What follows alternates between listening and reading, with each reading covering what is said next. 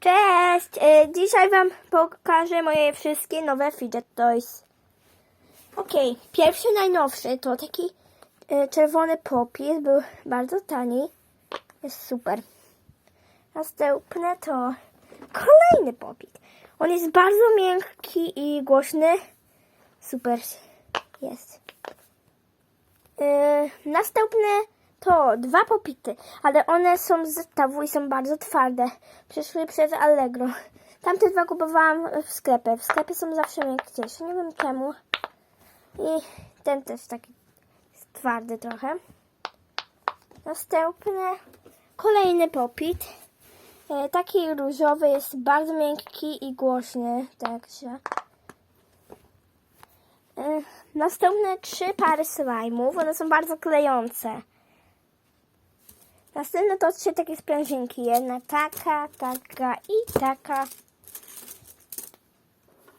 Następne to fidget cube, taka. Następna sprężynka.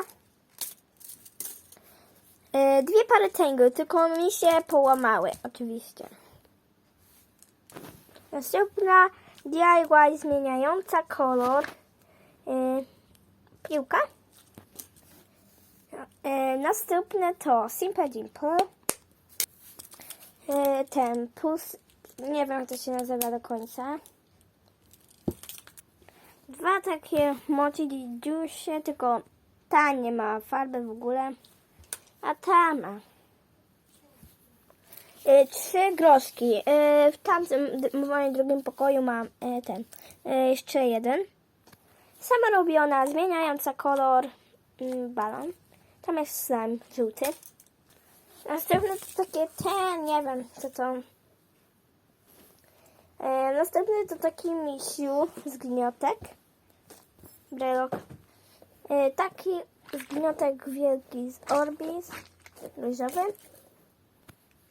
To taka zmieniająca kolor na ciemny żółty stress ball. I jeszcze takie coś samorobione z gniotek. Dobra. Jeszcze mam 2 pary miksów, ale to nie będę pokazywać. Aha, jeszcze ten. Mam takiego zgniotka. Squishy. I to wszystko. Pa, pa!